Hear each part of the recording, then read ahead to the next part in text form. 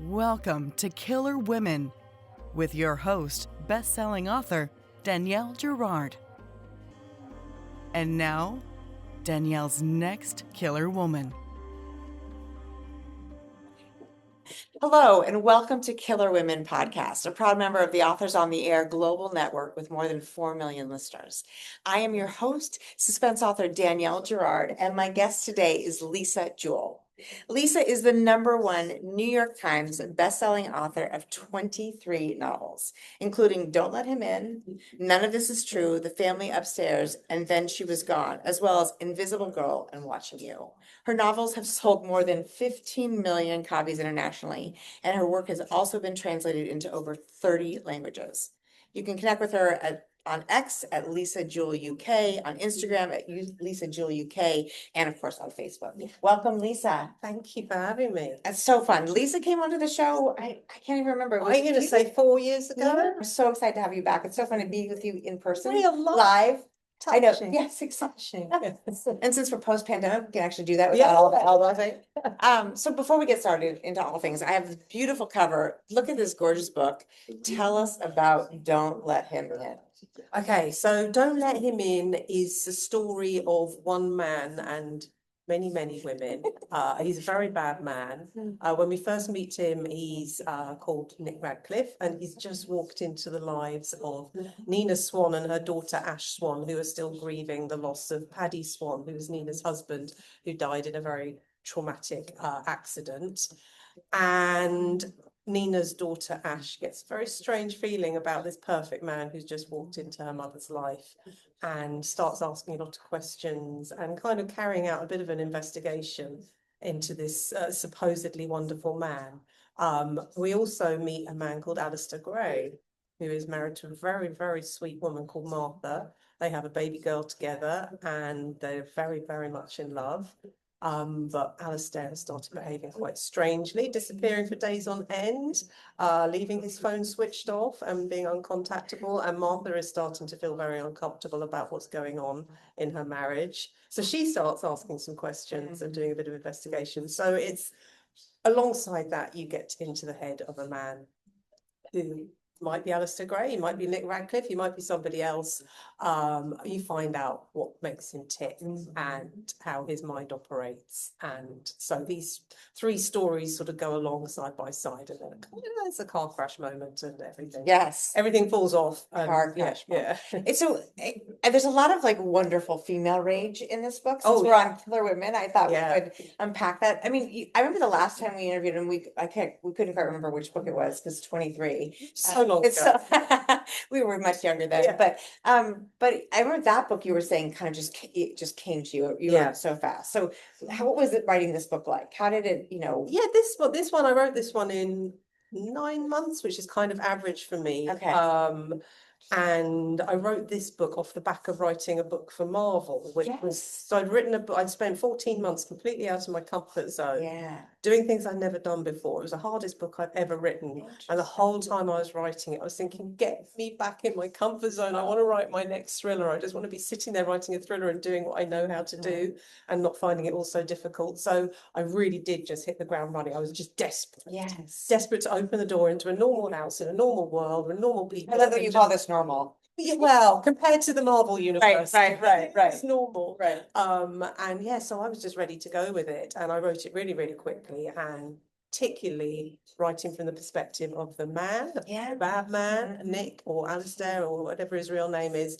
I found I clicked into his mindset incredibly, and almost worryingly quickly, given what a manipulative, fantasist, compulsive liar, terrible person he is. Yes, and these women, and there are, as you said, just a number of wonderful women. Yes, and who have been, just blindsided by men.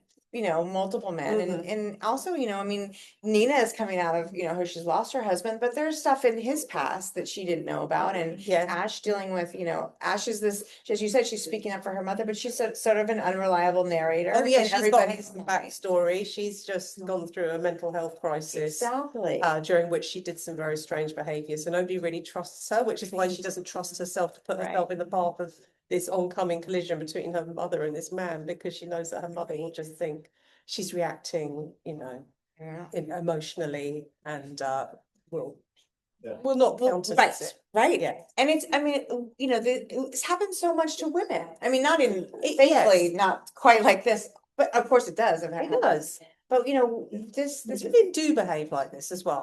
I'm a connoisseur of the sort of genre of whether it's a Netflix documentary or a podcast, or I've read some memoirs as well, and just compulsive lies, fantasists, manipulators, people who concoct alternative realities for themselves and bring people into this web of lies and use them and abuse them, often for money, Yeah. sometimes for other reasons. And I've seen and read stories of women doing this to Yes. people, but I think not so much in the romantic way. Yeah. Women will do it in a much more, I saw a documentary recently about a mother who'd been contacted by her child who she'd given up for adoption, and he came back into her life as a grown man in his 40s, and she just took him for every penny he had, because that was how she operated.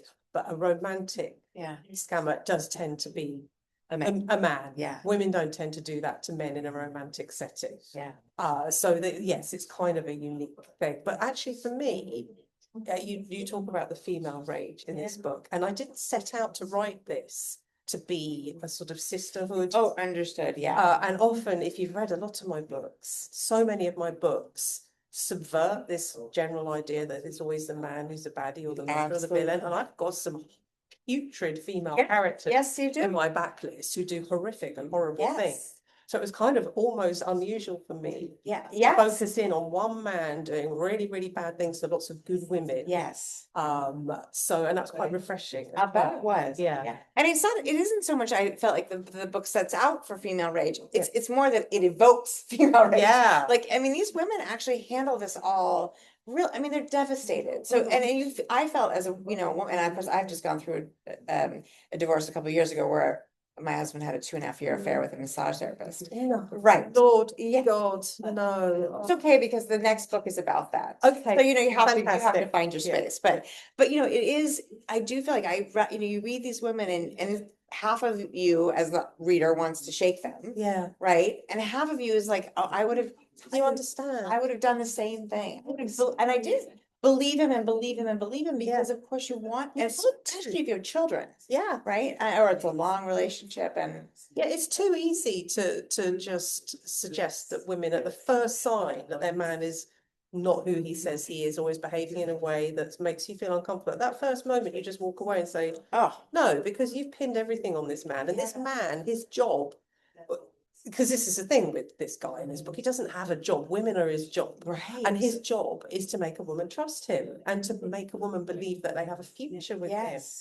And there's he's done that brilliantly. Yes, and there's moments in his point of view where he actually believes that he is in love with a woman, and that he is going to do everything he's doing is for her. Absolutely, and their future. Yeah, and he's got his own sort of twist of, I mean, he's both manipulated and he's sort of self-manipulated. Oh yes, he totally manipulates himself into believing that everything he's doing is for the greater good and for the sake of the perfect romance. Yes. Nurturing.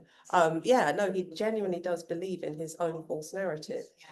And it's interesting to me too, because I think there's also there's a really lovely mother element. There's a lot of mothers. Yes, there's a lot of mothers. And for me, the mother, I mean, just especially I think in our 50s, our children, like you've gone through all these hard things as a young person, and you've gotten to the other side. And I feel like now I would do anything, like my children are, and you watch these women, they are, I mean, even, we don't do spoilers on this show, but to the very end, these people are protecting their children. Yes. And and yet you have these men, who sort of, the children don't factor in the same way. Only when it's convenient. Only when it's convenient. Right. Yes, as part of his display of his intent to be the perfect husband, he's also the perfect father. And he does some, I give him a moment in the spotlight where he redeems himself, where he is approached by the child, his stepson, who is questioning his gender. He's about 11 years old. I have shivers. Yeah. And instead of approaching his mother or his birth father, he approaches the stepfather, and he handles it really, really well. We don't go into details about what that conversation was, right? But from Martha's point of view, how could this man possibly be the bad husband that she is strongly starting to suspect he might be, Right. if he could have handled a situation like that and been the person that this boy wanted to approach in that Yeah, way. I mean, that is, and actually that is sort of the beauty of your writing, right? Is that you can take somebody who's really quite despicable Mhm. and put him in a moment where we just Yeah. actually like, oh, wow, we Yeah. love him. Yes. Because that is, because really, and that a beautiful way to do that, because you really, you don't tell us anything about the conversation. As Yeah. you said, you don't feed us what we're supposed to think, but you put him in that environment and you have him have that conversation with that child. Yeah. And we all love him for that moment. Yes. Yeah. And of course, And hopefully, I'm hoping that that also will give the reader more of an understanding of why these women stay in these relationships, because it's not. And another thing the reader has to remember about this book and the experience of reading this book and how they feel about the women in this book, if they are having negative feelings, is that they're party to Nick's innermost thoughts. yes, And the women are not. no, The women are and not. they're just seeing his behaviors, and Yeah. he's quite convincing. He's brilliant. Yes, he's brilliant. Exactly, he's brilliant. Yeah. And I'm curious. You talked about, so when you start out, I think we talked about this last time, but I can't actually remember your process. Do you have a sense for sort of how the story ends, or how many people have wrote in, or because it really snowballs in some Yeah. beautiful way. Which I think that's the only thing I knew. I knew that this wasn't going to be a case of a man called Nick Radcliffe pursuing a woman called Nina, and then another man called Alistair Gray in a slightly strangely developing marriage to a woman called Martha. That was my starting point.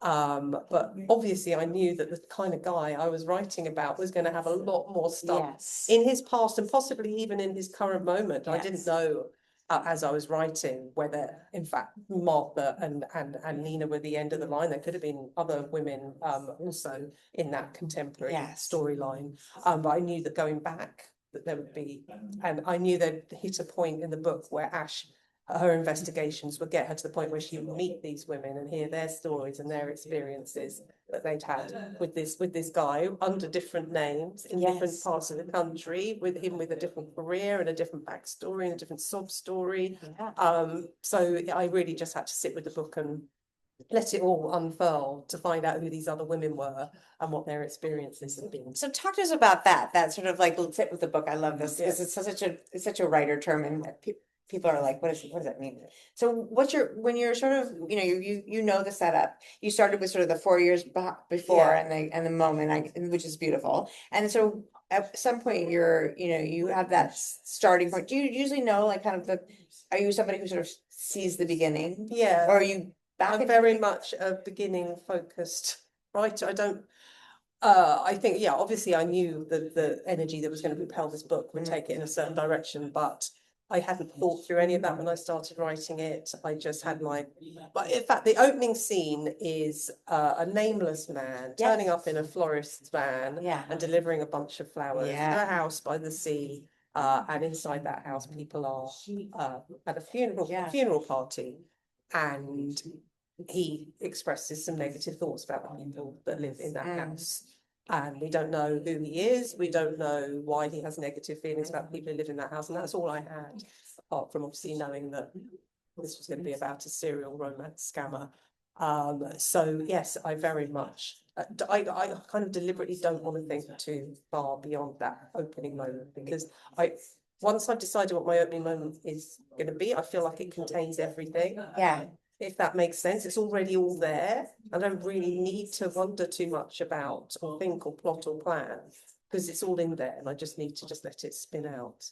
So so somebody the other day was saying that that we talk about the difference between like a mystery and a thriller and suspense, and a mystery is what happened, and a thriller is what's going to happen, and a suspense is what is happening. Yeah. And that sort of to me is exactly where the world you live in. Yes. Because you read a Lisa Jewell book and you're like, what is happening? Yeah. What is happening? And then the next chapter, okay, a little bit more, but what is happening? So when you like, for instance, when you're writing that first scene, and I love the idea that you're like, you don't need to go too much deeper, right?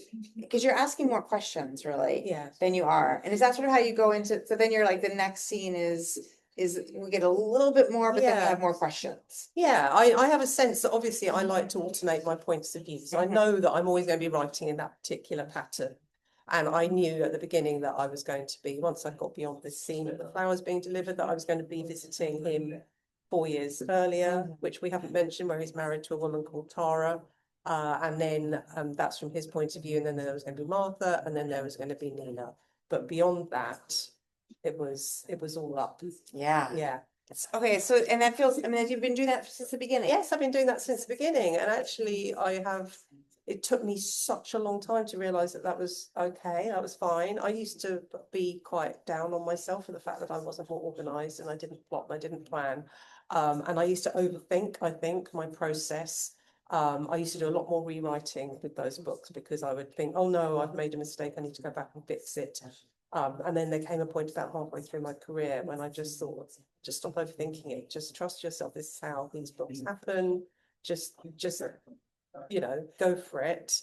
And I don't really go backwards anymore. Obviously, You do at some point you have to. Right.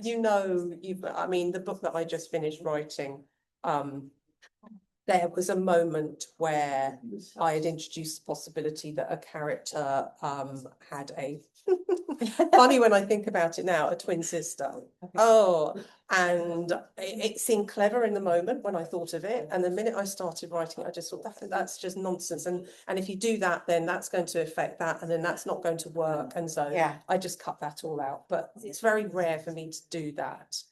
Normally my instincts are correct, which is the wonderful thing about having written 23 novels and been writing for 30 years is I can see how I work and I can trust how I work and not overthink it and just keep moving forward. It's all about forward momentum. Yeah, I think, well, but it is true that it's about forward momentum as long as you're, heading in generally the right direction. Yeah. And I think a lot of authors, we're not, it's like, which direction are we heading and how do we know that it's the right direction? It's that gut piece. It doesn't come always naturally. We're such self-doubters anyway. Yes, and I did used to feel that way when I was writing without a plan. I did used to doubt all my decisions. But actually, I think in my life, I've just become much more trusting of myself as a human being and a grown-up and an adult and someone who makes good decisions. I am now framed myself. I see myself. I describe myself as a person who makes good decisions. And I feel like when I look at where I am in my life, it's a result of all the good decisions I've made in my life, and I apply that to the way I write as well. I just think, no, I'm a writer who makes good decisions. Occasionally, twin sisters, Occasionally, but I corrected that. Yes. Corrected that before it went too far down the line. So I see myself as a writer who makes good decisions, and that's a really nice place to be in because it makes me feel much more comfortable with what I'm doing. It is, and you have to have that faith, I think, because so much of this process is done by ourselves in a room alone. And if you don't trust yourself, then how do you get anywhere? Absolutely. Yeah. And I used to talk when people asked me what was the best thing about being a writer, I used to say everything apart from writing. But I've got to the point where I just genuinely, I love the writing. And that is about having let go of all those doubts and questioning myself and thinking there could be a better way to do this. And just thinking, no, there is no better way to do this. This is it. Well, best of all possible work. Yeah, I mean, the whole better idea, right? I mean, we're just, we can only do the way we can do it. I think everybody does write really differently. Absolutely. And we're just not used to sort of accepting. I hear people talk about the outline with every single detail. And I think that sounds amazing. Yes. I could never do that. I used to think that sounded amazing, but now I've taken myself out of that doubt in my process. Space, and I think, oh God, actually, I'm not sure I would like that. Yes. Well, I feel like it's an interesting thing if you don't have the sort of, it would make it boring. Yeah. I think for me, it would make it boring. I agree. And I think if it was all lined out, I'd be like, well, there it is. I don't even need to write the book. Give it to somebody else. Put it into AI. Get us to do it for you. I love that idea. I'm not denigrating for 1 second. Of course not. Other writers write. Actually, I'm talking from my own very personal point of view. I like not knowing what's happening until it's happened. I like not knowing what's going to happen next until I sit down at my laptop and start typing, and then it happens. So talk about that a little bit. So, when you're working for 9 months and you got kids and you've young daughters who are younger, right? I mean, no, they're grown-ups now. They are grown-ups. Yeah, they're adults. They grew up fast, I guess. Yeah. Slowly and fast at the same time. Yeah, mine are too. But I mean, there's that whole process where you're managing, I mean, right, a whole bunch of different things. So a day, when you're writing in a book, are you with it every day in some way? I try to be, and I can sort of get a sense of my writing patterns when I look at my calendar. Yeah. And the clearer, the whiter It is. The more space there is in that calendar, the more writing I know I'm going to get done. I find it really hard to write in fits and starts. Yeah. I find it really hard to look at a calendar and think, oh God, I've got this at 11 o'clock on Tuesday, and then on Thursday I've got to be out the house for half a day. Yeah. And then on Friday I'm finishing early and going to the seaside. So that really only leaves and then I get really panicky because I think, how much am I actually going to produce this week? Right. Whereas when I look at a big empty week, I just think that's it. That is a 5,000 word week. Yes. Right there, could even be 6,000 or 7,000 word week, and that just fills me with joy, because that's what I want. I want to be able to get into a boring Groundhog Day routine, wake up, do everything at the same time in the same order, It really and write helps. those words at the same time. Yeah. Oh, absolutely. The structure, it's funny, especially if you talk about being an unstructured, if your sort of writing is unstructured a little bit because we Yeah. don't know where we're going. Yeah. If you don't have a routine. Yeah. Yeah. Well, actually, that's a good point. Maybe if you are the sort of person who has like a 5-page outline, you can just sit on a train in between appointments and I wouldn't write a couldn't tell chapter you because and I write a chapter Yes. because you know what the chapter's going to be. Yeah. Whereas I couldn't possibly even countenance fitting in a chapter somewhere between Right. A and B. It has to be in this huge sort of wave of beautiful empty time. at That's the how it same works pace. for me. Yeah. So talk about this when you're, are you somebody who then like leaves yourselves a little Easter egg for tomorrow's writing? Yes, I do. Okay, talk I about that, don't 'cause I do think it that's deliberately, but yes. when it happens, it's the best It's thing. the best. And you can't wait to get back to it. You're like, okay, I've solved something. Yeah, I tell wasn't us what expecting we to mean. solve the thing, or I wasn't expecting to put the thing Yes. in that actually just turned everything up a notch. Yes. Turned the dial up, and you're just like, oh, Brilliant. Yeah, You're like, yeah. that's how I'm always like, Yeah. oh, how smart I am. But I can't plan for No. those. And sometimes, you get to the end of a writing day and you think, God, I'm gonna have some work to do tomorrow. Yeah. I'm gonna have to Yeah. find it from somewhere because not a lot happened today and we're Yes. still in the same room, or we haven't had that conversation that they were supposed to have, or Right. we haven't discovered anything new, and tomorrow it's all gonna have to happen tomorrow. So, but when it just happens, by accident, it's the best feeling. And are you when you're on a writing day? Is there so 5,000 words in a week is obviously incredible, but also like you're not sitting there and typing for No. 8 hours a day. No. You are like what's your like? Are you like staring at the wall? Are you? Okay, I can tell you exactly. I split my day up into 3 parts. I have the morning, which is for housework, admin, social media, Sure. emails. So I do all of that in the morning. Then I take my dog for probably too unhealthily long walk for her, because dogs aren't supposed to walk for that long. I don't know. how long are we walking? Like 2 hours. I don't know if that's an unhealthily long walk. I don't know. Your dog is very grateful. I think she likes it, and I need it because Yes. that's when I can get my head ready. Okay, so you don't listen to anything? I don't listen to anything. I don't like to listen to anything when I'm walking the dog, because number one, I want to be, it sounds ridiculous. I want to be, in the same space Present as for the her. dog. I want to be present for the dog. Exactly. It's her thing too. That's gonna be the quote, the Yeah, byline. present Be present for the dog. dog. But I also want to be present for anything Yes. that might land in my head. And Yes. oftentimes things don't land in my head. And I Right. come back from a walk and think, well, nothing happened. Yeah. And then the last third of the day is my writing. And that's Okay. usually about 3 hours. Okay. And my writing happens in fits and starts. It's not, I don't just sit there, as no writers do.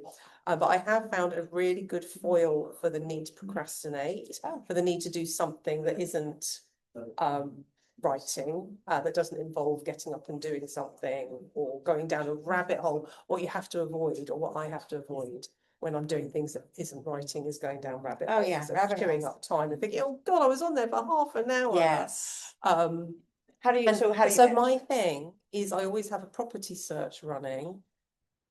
We have a website.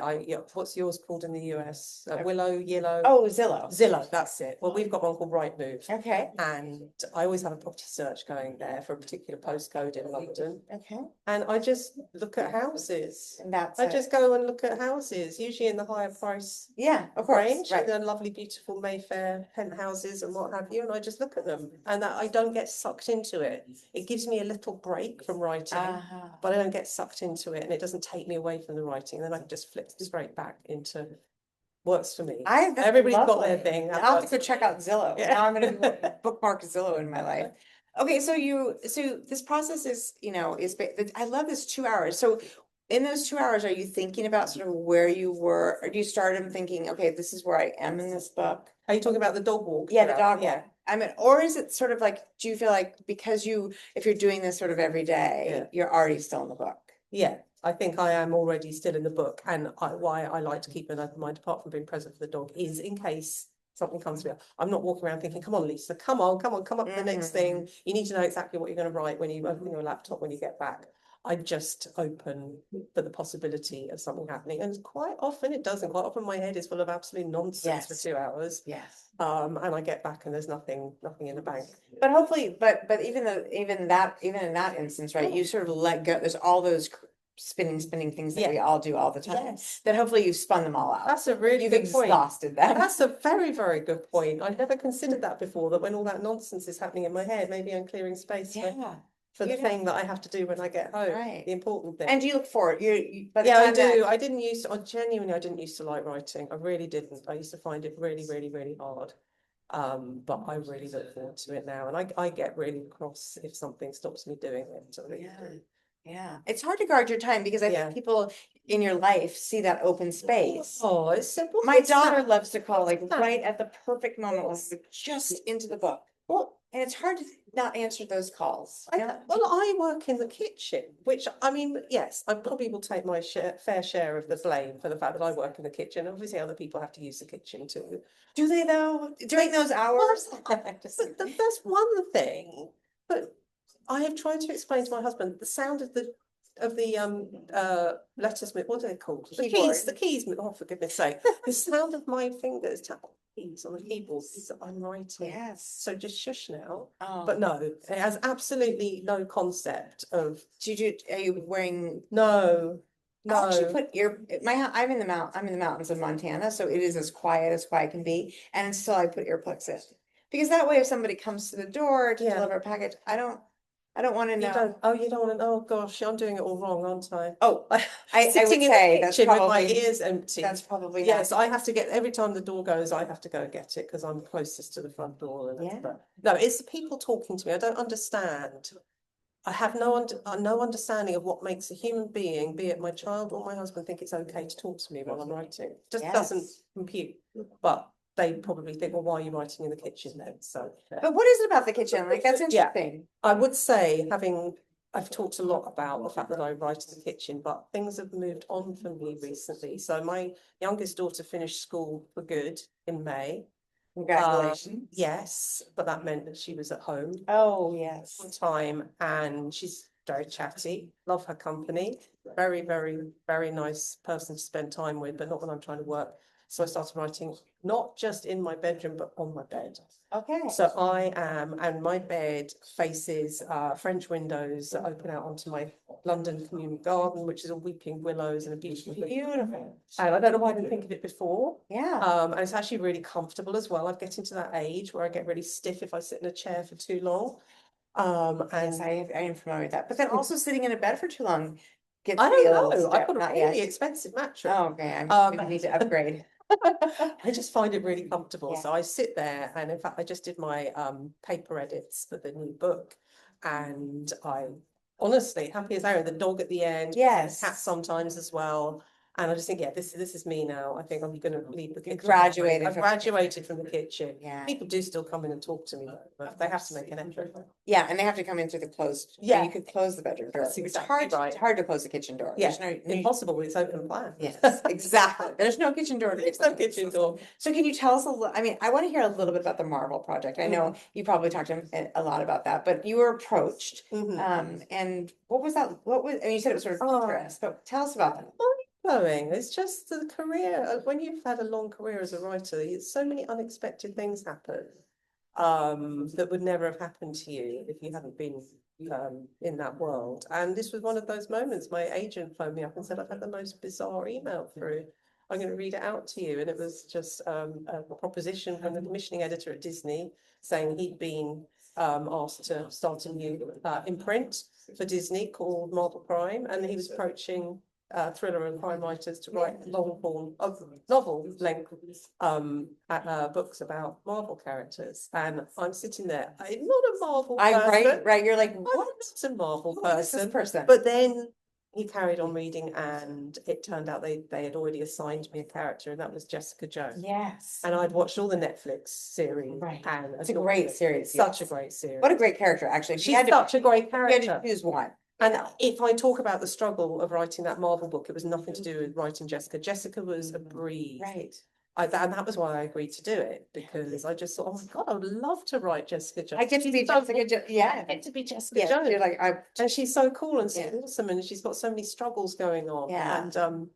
And then when I realized I had to read all the comics to find my space in her storyline in which to put my book, and I found this perfect space where on one of the graphics it said 6 weeks later. I thought, oh, what was she doing in those 6 I weeks? love it, That's right. really- And it turned out that that was the precise point in her storyline where she had started to suspect she may be pregnant with Luke Cage's child.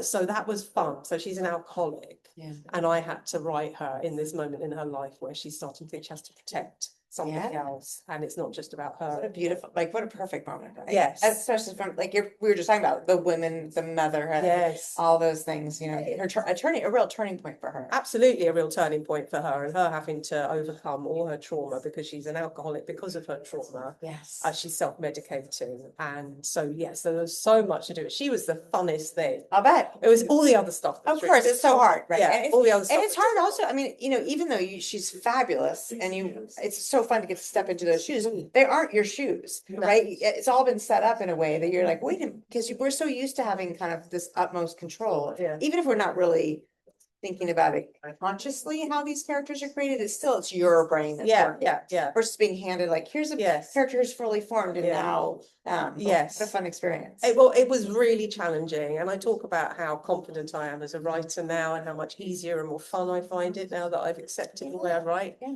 And that took me straight back to square one. It was like I'd never written a book before. Honestly, I struggled. It was like a dark cloud hanging over Oh, I'm me. sorry. I had to rewrite it 3 times. I missed 3 deadlines. It was Oh, that's genuine- really hard. Yeah. It was really hard, but it's actually quite humbling, and it was Yes. quite really, really good to remember that, okay, I'd worked out how to write Right. these books, but that doesn't mean that, you know, writing is easy. Writing is not easy. No.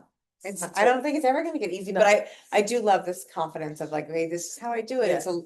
It's not how everyone's gonna do it, and maybe there's a better way, but whatever that Yeah. means, right? Not for me, there's not a better. Yeah, way. yeah. So can you tell us a tiny bit about what you're working on? Yeah, so I am just in the closing moments of the final edit for book number 24, which does not have a title yet. Okay. We're thrashing that one out.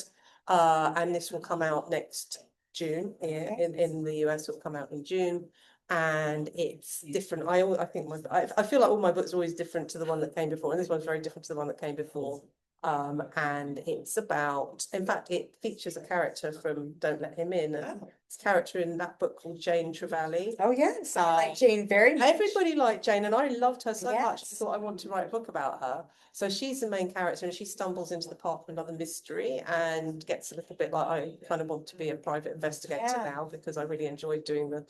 Yeah, she did say that was the most fun she'd ever had, I Yes, think, yeah. right? Or in years. So she finds a dog on her. She lives in the Dorset countryside on a large plot of land, and she finds a dog running free in her bluebell woods, a little white Westie, and she takes it to the vet. The vet scans the chip. Turns out this dog lives in central London.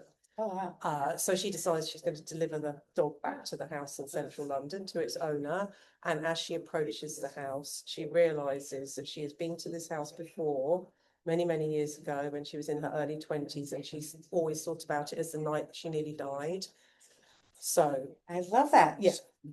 So Lisa. it's sort of all her spider senses go, and she wants to understand what's really going on. And one of the really beautiful little spots in this book is that relationship between Ash and Jane. Yes. Because Ash, you know, having lost her father and her mother, it is probably, I mean, it's a hard thing, I think, to imagine watching your mother start to date again Yes. after having lost your father. Who And she adores. who as she well. adored. And within a year, it's I It's mean, only not- a year. Exactly, it's only a year, and you know, we understand why that happens, of course, it's manufactured, but I mean, you know, it's navigated by our guy.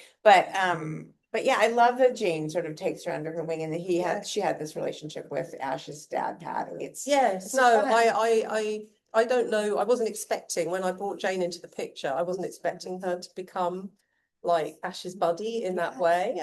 She was just going to email her and say, look, what can you tell me? Did he ever know this guy called Nick Radcliffe? Yes. Because Nick Radcliffe claims to have been friends with Paddy when they were both young. But Jane just jumped out and I was love like, that. I'm meeting you at King's Cross. And you're like, and so- okay, I guess yeah, we're doing. I guess you're in my book now. I love that. Then yeah, no, I loved her as well. So fun. Lisa, what a joy. So fun to get to meet you and again and to talk to you in person in real life. This is so fun. I just adore It is this. fun. It is fun. So fun. So fun, so dark, I mean, so dark, so twisty. You just do that beautifully. And Thank you. thank you for sharing your process and being here with us today. It's great. Oh, in my lap. Thank you for having me. It's been wonderful conversation and it's been wonderful to meet you in real life at last. Thank you. Everyone, this was Killer Women with Lisa Jewell, and we will see you next time. Bye.